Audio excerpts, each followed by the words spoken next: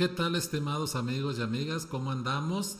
Ya más centraditos en todo lo que es este temario tan extraordinario acerca del sacramento del bautismo. Quiero compartirte ahora lo que tienes ahí en pantalla, pues que hay una diferencia enorme entre el bautismo de Juan y el bautismo de Jesús, y también cómo la Iglesia ha ido perfeccionando a través de la historia todo lo que es el rito del sacramento del bautismo con toda su teología.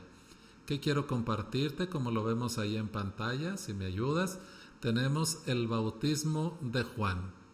Este bautismo de Juan era con pura agua, era las aguas del Jordán.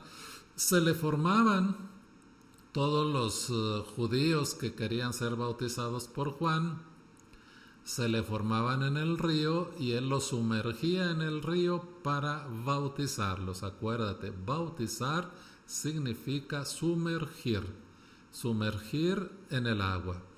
Y entonces Juan sumergía a todos los que querían bautizarse y los invitaba al arrepentimiento y a la conversión, diciéndoles: arrepiéntanse, porque el reino de Dios ya está cerca. Este bautismo de Juan, por supuesto, no era perfecto. ¿Por qué? Porque no perdonaba los pecados, solamente sometía al arrepentimiento la vida pecadora del hombre, pero hasta allí llegaba ese bautismo imperfecto. Y fíjate qué curioso, en un buen día, entre tanta gente, de pronto se acerca Jesús a bautizarse. Juan lo mira y le dice: no, Señor, no soy yo el que debe bautizarte a ti, eres tú el que debe bautizarme a mí. Jesús tenía 30 años e iba a iniciar su ministerio público. Jesús le insiste: Juan, es necesario que me bautices, es necesario cumplir la voluntad del Padre. Y si vemos en la carta a los Hebreos, la voluntad del Padre es que todos los hombres se salven y lleguen al conocimiento de la verdad. Y te adelanto, Juan lo bautizó, y ahí hay una cosa bien bonita, bien hermosa del por qué Jesús se bautizó a los 30 años. No fue para darnos ejemplo, por supuesto que no. Hay una hermosísima intención teológica que te voy a compartir ahorita enseguida. Déjame te digo, ¿por qué el bautismo de Jesús perfecciona el bautismo de Juan? Al ser bautizado Jesús por Juan, comienza allí el rollo del por qué el bautismo de Jesús es más completo. ¿A quiénes bautizaba Juan? Pues bautizaba a los pecadores. Jesús no era pecador. Pero fíjate qué interesante. Si nosotros observamos todo lo que es la intención bíblica o del Nuevo Testamento de por qué Jesús viene a salvarnos, pues la salvación se da plenamente en la cruz. Jesús en la cruz vence el pecado. ¿Cuál pecado? El de la humanidad. De hecho, te comparto, cuando Juan ve a Jesús, lo señala con el dedo y dice: he ahí al Cordero de Dios que quita el pecado del mundo. Esto ya nos da una idea extraordinaria de lo que Jesús quiere hacer con el bautismo. Al acercarse a bautizar sin ser pecador, se solidariza con el pecado de la humanidad, toma sobre sus espaldas el pecado de la humanidad y lo va a someter a penitencia en la cruz, donde lo va a vencer definitivamente. Ahí está la razón fundamental del por qué Jesús se bautiza. Y allí inaugura un nuevo nacimiento.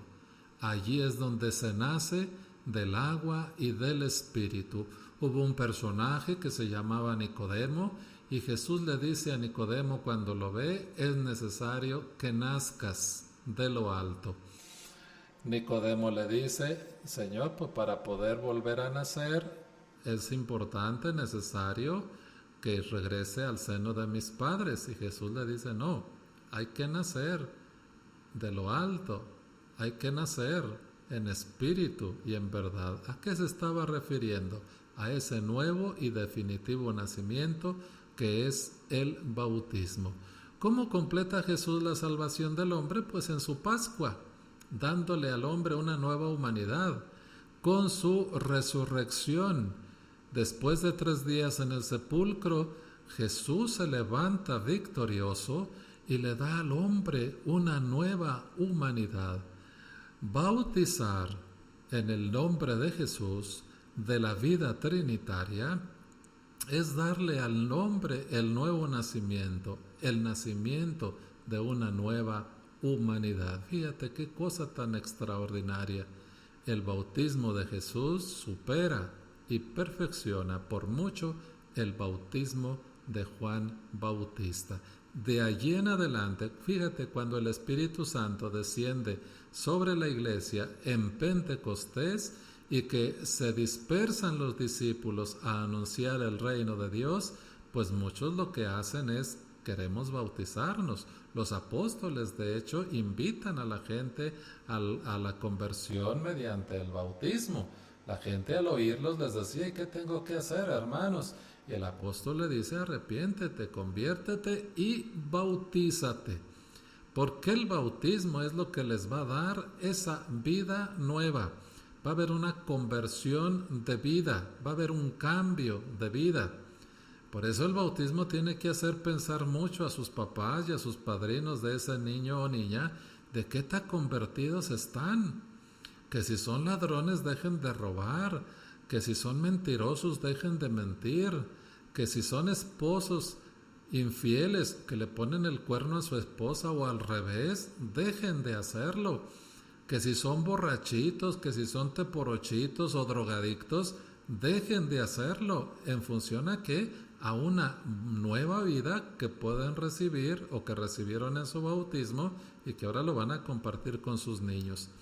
Ahora bien, ¿cuál es el bautismo en la iglesia? ¿Cómo es el bautismo en la iglesia? Retoma los mismos elementos la iglesia, los mismos elementos del bautismo de Jesús. Y desde Pentecostés la iglesia comienza a bautizar a los convertidos, dándoles, insistiéndoles mucho en esa pertenencia a la comunidad eclesial. Este bautismo va a aparecer, por supuesto, ligado a la fe. Le decía alguien a Pedro, ¿qué tengo que hacer? Y Pedro les decía, cambia de vida, cree en Jesús, cree en el Evangelio y bautízate. Decimos allí en nuestra lámina, por el bautismo se participa en la muerte de Cristo, es sepultado en el agua y resucita con él. Fíjate qué bonito. Todo el bautismo no es más que celebrar el misterio de la salvación en ese momento, unido y ligado a ese nenito, a esa nenita que se están bautizando. Por eso es bien importante el bautizar a los niños de pequeñitos. Qué bueno sería, y siempre hay que recomendarlo, que sea su bautismo dentro de los primeros meses que el niño ha nacido. Pues me ha dado mucho gusto compartirte este video, este tema. Nos vemos en el próximo video. Ahí la llevamos. Ánimo.